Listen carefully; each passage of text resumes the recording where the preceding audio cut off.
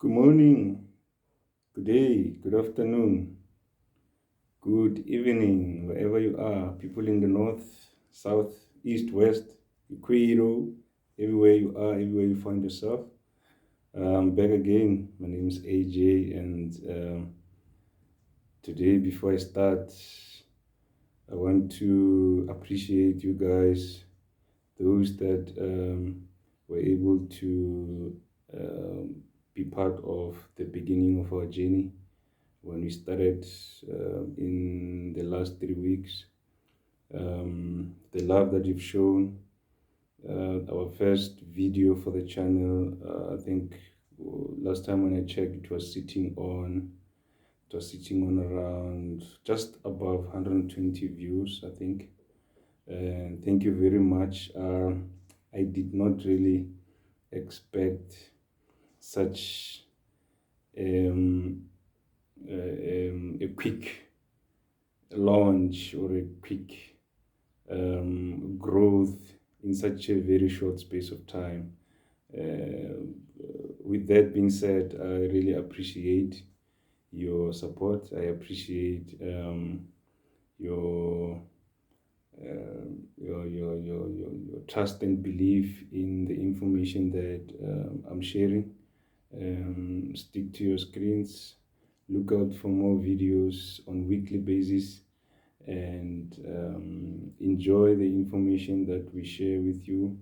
Use this information that we share with many others who might need this information out there.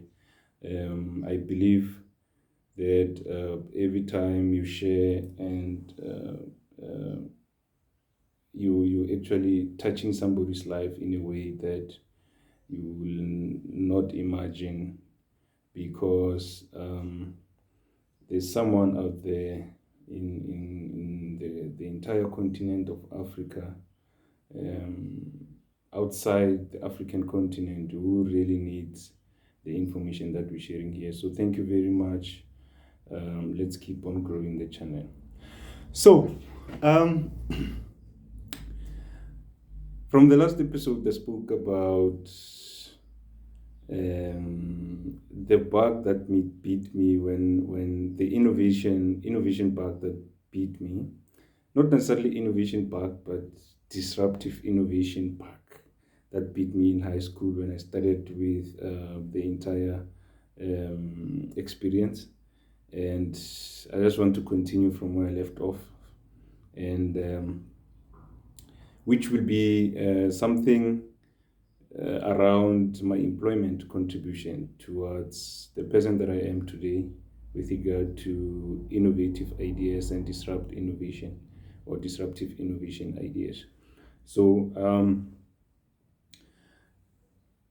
since I left my matric, which is grade 12 in South Africa, standard 10 in other parts of the world, Form 5 in other parts of the world as well.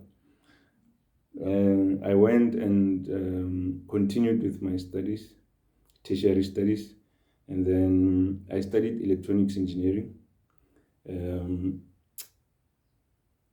which towards the end of the final year I had to drop out to go and pursue some employment. And due to financial constraints, reasons in the family, so I saw it coming before it could actually happen, and then I started applying for jobs while I was studying towards the end of my final year of studies, and then I got a job. The job that I got was in a mine, in a company called Anglo Platinum. Anglo Platinum is generally known today as Anglo American. The first operating name that I joined the company with was Anglo Platinum. Then they later changed it to Anglo American. So I joined Anglo American in a mine or operation called Potgietersrust Platinum Mine. I was working in a survey department. I was an assistant in the department. and I was assisting surveyors, section surveyors, and the likes. I got a bit of development in the department, but I only spent about, that was in 2003, I only spent about 3 years. And then after 3 years, I left Anglo Platinum, Potgietersrus Platinum Mine. I went and joined Port Anglo Platinum, Polokwane Smelters. So Polokwane Smelters, it's a smelting plant. It's more like a processing plant. It's not, it doesn't involve mining per se. So what happens is that, for those who don't know, the rocks that we blast and haul from the mine, the Potgietersrus Platinum mine, gets transported to the smelters after being processed at the mining plant, from rocks to sort of sand, and then gets transported to the smelters. Then the smelter receives that material in the form of sand, then we smelt it. So I left the mine to go join the smelters, and that's where I got exposed fully in the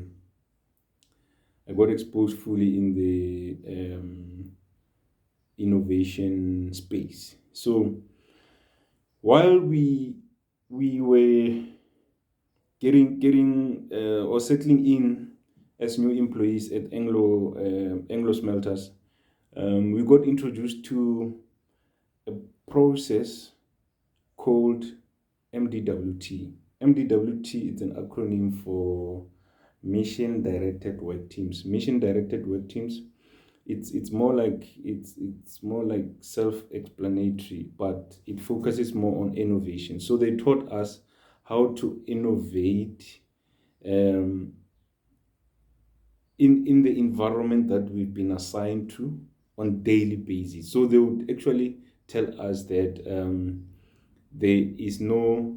it's not possible for you to come on shift, work and knock off, go back home without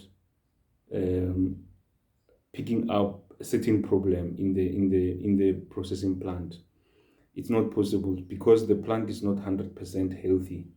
So every day you're going to come back to the office with something that needs to be changed or innovated. So the MDWT process assisted us a lot in terms of being able to spot and find problems. We could go out to our assigned areas, and as and when we execute our work on daily basis, we would at the same time look for specific problems that prohibits us from continually executing our activities. So it was quite an experience, because we were called utility technicians. So we work more like technicians, more like, if you know what millwrights are doing, if you know what electricians are doing, if you know what operators are doing. So utility technicians, it's a combination, almost the combination of these three in a plant. So we would actually we were assigned to areas which they believed that when you get assigned to this part or this area of the plant, you're going to make sure that the area operates efficiently, optimally in terms of production, so and safely in terms of production. So those are the three things that we were actually working towards as our major KPIs. And as a result, you need to find problems that can hinder your safety, problems that can destabilize the efficiency of the plant, problems that could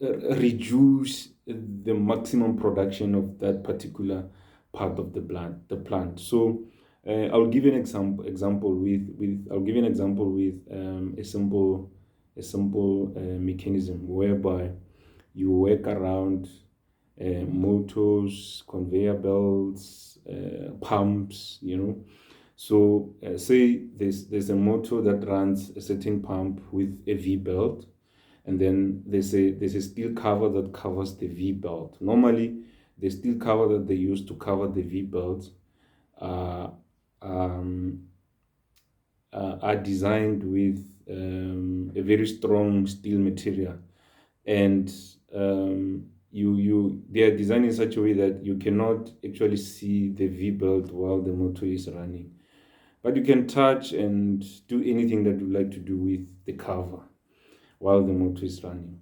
So say maybe the situation gets you to a point where you can't really execute a specific job because of the V-belt cover. So it obstructs you from completing or executing a specific activity. Then that situation you're going to be exposed to that situation almost every day when you do a specific activity.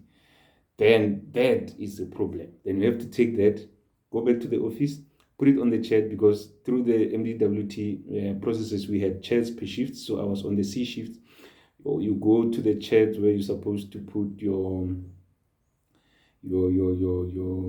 idea or problem. Then you write down your problem, and then next to the problem you indicate your name, and then probably a possible solution for that problem. So a shift, there was 4 cycle shifts. I was on the C shift. So the shift that submitted the most innovation, implemented the most innovation, performed the best out of the other 3 shifts, based on the KPIs that were on the charts for the MDWT, would win something or would win a prize at the end of the month. So we were working towards that. But at the same time, this MDWT system, was actually instilling a way of looking for problems. They normally call this hazard identification in a safety space. They will in a shack space, safety, health, environment, and quality space. They will normally say this is a hazard identification check sheet or checklist, where you go to your specific area and then you look for hazards, you look for problems that would hinder your safety, would obstruct you from carrying out those particular works that needs to be carried out on daily basis. So we had a similar situation. Then the innovation pack, or the innovation mentality and approach, was synced more into our mentality. So we did everything like that. Then I spent the whole year at the smelters. After 12 months, I left.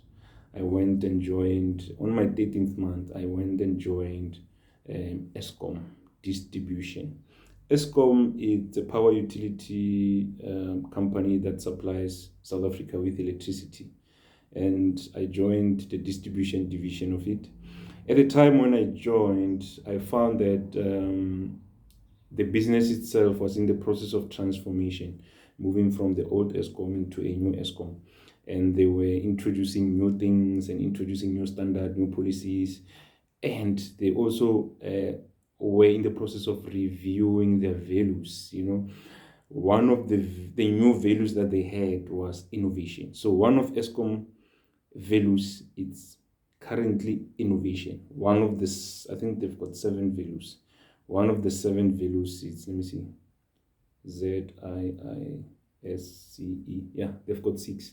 So the II, it's innovation, integrity. Yeah. So it's zero harm, innovation, integrity, sinobuntu, wara. That, I think you can go online and you'll find that on their website. Now, they introduced innovation. So in the process of introducing those values, they also introduced something called innovation circuit. Innovation circuit was tying up with one of those values, which is innovation. So innovation circuit is, I just want to explain it in a simplest way.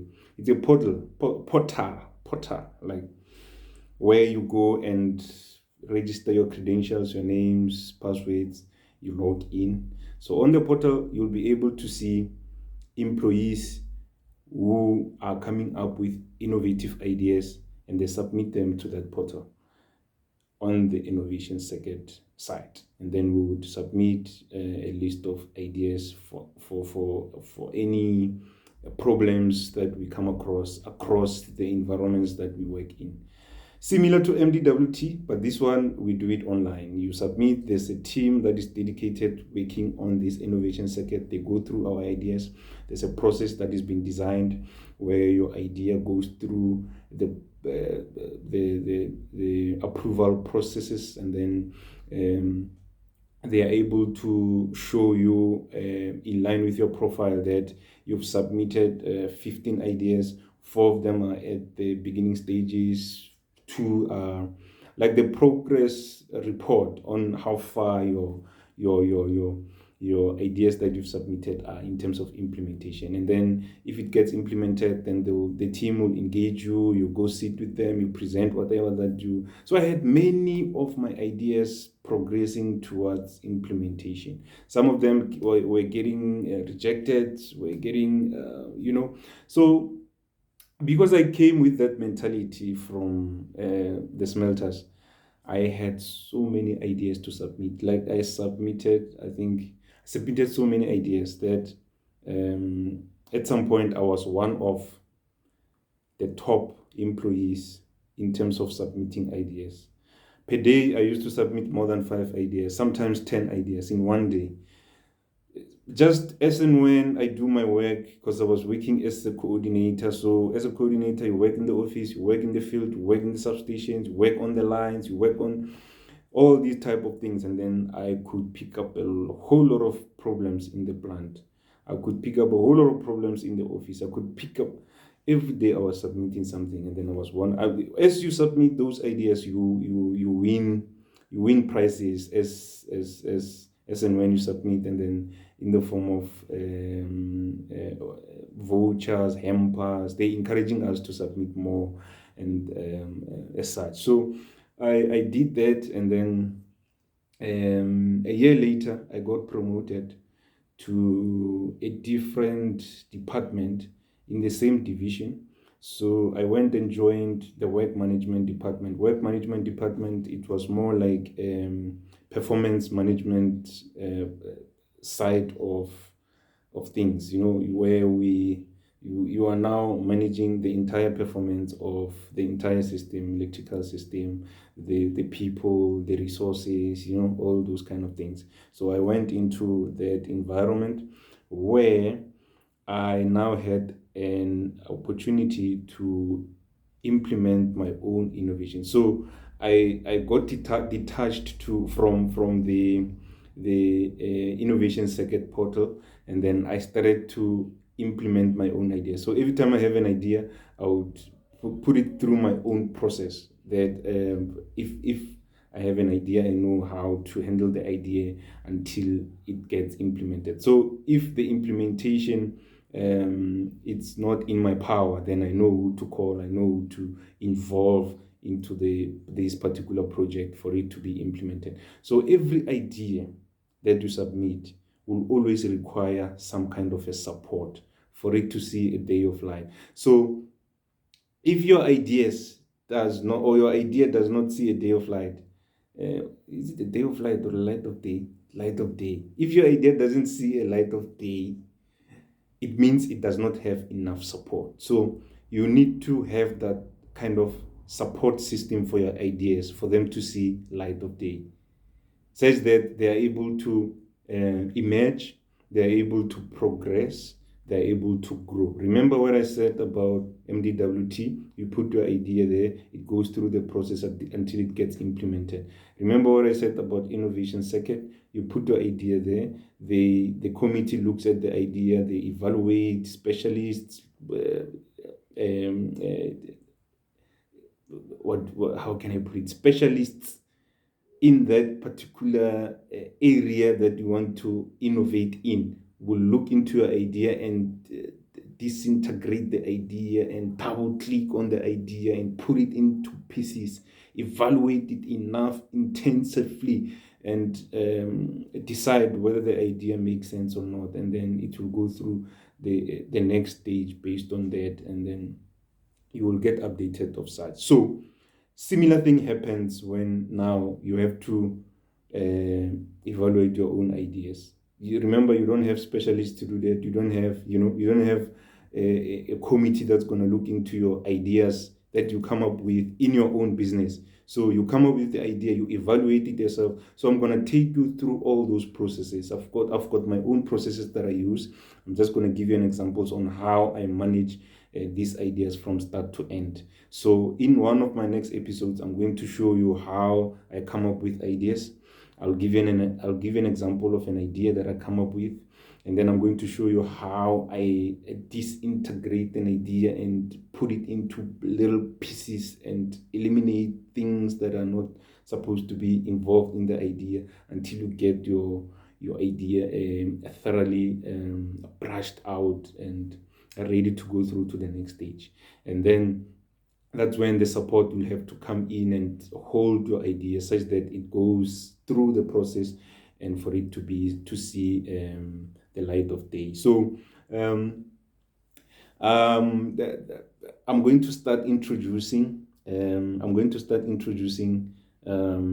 available programs and support, actually available support systems that you may take advantage of and utilize them to support your ideas going forward.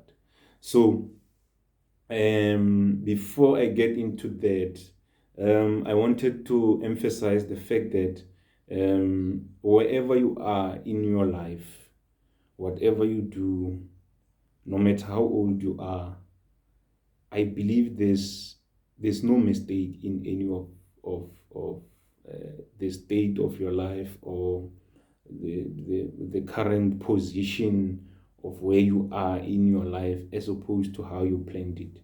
So you might be working in a shop, picking boxes and stuff like that. It's not a mistake. You might be working in ash plant somewhere. You look ashy every day. You wear goggles because, or for the purpose of, or for safety reasons, you wear goggles. Then at the end of the shift, when you put out or put off your goggles, the whole head is ashy. Only this part is, and then you look like that thing, and then, and then. As a normal person, as a normal human being, you would ask yourself questions. Why am I going through this? Why do I look like I'm the only one who's suffering? Why do I work with ashes? Why am I working in the kitchen, washing pots? There is a reason for that. Everything that happens in your life at the current stage where you are in your life, it's supposed to happen. The reason it's happening, it's because you're going to need whatever that you are there for in your next life. Next life meaning after you're dead. No. Some people, when you say next life, they're thinking, yeah, I'm going to have to die, then my next life. No. When you live on daily basis, there's pages that you go through in your life. So you go through the first page of your life, second page, third page, fourth page, so on and so forth. There's the next page that you're going to turn over, and then you find that the page is blank and you don't know what to do at that stage of your life. Then you're going to have to go back to all the pages that you've been through to actually assess your life and see what exactly was I going through in my previous life. What was the reason for me to go through that? And then that's when you start to notice that the reason why I got a blank page this time around is because now it's the time for me to start writing my own destiny, Then you keep on going back and referring to all the experiences that you've been through to author your own destiny. Then eventually you'll have a picture of where you're going. When you pass that page and go to the next page, you find there's content on the page. Who wrote the content? Yourself, because you wrote your own destiny from the previous page. You get my point. You get what I'm trying to get to. So yeah, I can be a motivational speaker sometimes. So you really need these three things. Number one, you need a lot of discipline for you to see success of your innovations. Number two, you need to be zest, you know. Number three, you need that inquisitiveness approach. You need to be disciplined, highly disciplined. You need to be zest. You need to be inquisitive enough for you to see your ideas going through. I'll give you an example. Some guy will get an idea, very brilliant idea, because they're not disciplined. They will maybe haphazardly think the idea is not good enough, then they'll drop it off and move to the next one. So you need that discipline to hold on to what you believe in. You need that discipline to believe that this is going to work. So what do I need to do? I need to discipline myself to consistently continue supporting this idea such that the idea grows and grows forward. Zest. You need to have that mind to see your ideas already being implemented. You need to have that mind that shows you the end product of your idea. You need to see it. You need to see it happening already. When you're busy supporting it, you need to see how this is going to transpire and end up being something that is being used by people that you build this idea for. Inquisitiveness. You need to want to find out. You need to want to be that person who wants to go into areas that not many people go into to find out what's going on this side, what's going on here, why is this thing sitting like this, not sitting like that. That is going to give you a lot of ideas that you might refine into better and brilliant ideas. So if you've got those three things, you're gone, my brother, my sister, you're gone. So all you need now is to understand that when do I use these things? So I've already given you how to identify problems, how to come up with solutions for those problems from my previous episodes. If this is your first episode, go and search this is the fourth episode. Go and search the other three episodes to get the story where I started to now, and then you see what I'm talking about. And lastly, in closing, as I said, that I'm going to start sharing the support programs that are available for you guys to go in and check what is available for you, what can you use to support your ideas. We have different ideas. We operate in different areas of business, different areas of the economy. So there's currently, okay, let me start with this one. There is a site called Disrupt Africa. Disrupt Africa, they list all available programs that we can take advantage of to support our ideas, innovative ideas. They list different types of support programs. Some are monetary, meaning they're going to give you funds if you succeed in such programs. Some are non-monetary support, meaning they're not going to give you money if you succeed in that particular program. They will give you maybe mentorship, maybe systems that other people buy to have. You'll get them for free and stuff like that. So look out for disruptafrica.com. That's the site that you need to visit, disruptafrica.com. When you get to the site, you will have your homepage, and then you have Southern Africa as a tab. You have Northern Africa as a tab. You have Eastern Africa as a tab as well. And lastly, you have Western Africa as a tab. If you click on Southern Africa, you will find all available support programs that are only meant for people in the Southern Africa. So if you're in the Eastern Africa and you click Southern Africa and you apply, you will not be shortlisted because you're not eligible for those programs because you belong or you reside in the Eastern Africa. So click the tab that is more relevant to your location or where you're residing, and then look out for those programs that are listed under your tab. Currently, there's a call. A call is an available program for innovators to submit their innovative ideas. We normally call them calls. So it's a call, like they call you to apply, So there's a call called D-Price. I think D-Price is available in the North, South, East, and West Africa. So even if you're in the North, you click, you will find the call available, because I think it's available for the entire Africa. All entrepreneurs across Africa are eligible to apply D-Price. So D-Price is a competition for entrepreneurs and innovators who have innovative ideas that are going to, or socially related innovative ideas that are going to, for example, assist maybe learners at schools, kids at roping centers, kids at orphanage homes, those kind of things. So D-Price is more focused on that. Maybe you want to build, or you want to construct a borehole and support or supply a certain village with water, build tanks and pipelines, or something like that. Something that's going to socially benefit communities and stuff like that. So D-Price is available. It's open. The call is open. I think it's closing on the 30th of July, if I'm not mistaken. And they have $200,000 on the table for the winners. If your idea goes through and it gets successfully to the finals, then you happen to be the winner. Then you will share those prizes, and you will use that money to fund and support your idea to see light of day. See, that's how it works. Now, don't forget disruptafrica.com. Click the area where you reside in Africa: north, east, west, south, equator, and then you'll see a list of available calls that you can take advantage of.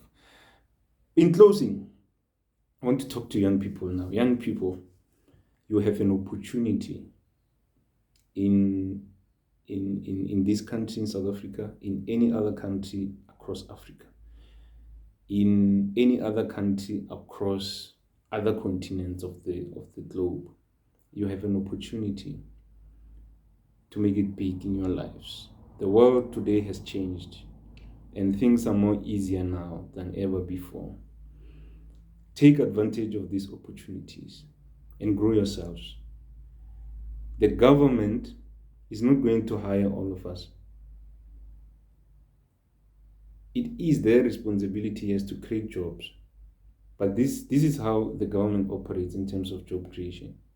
They look for innovators and entrepreneurs who can create systems and innovations that can create jobs.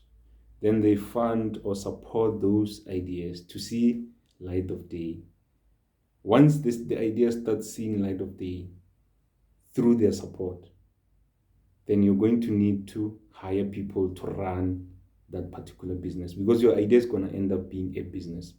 And that particular business is going to operate in the economy of that particular country.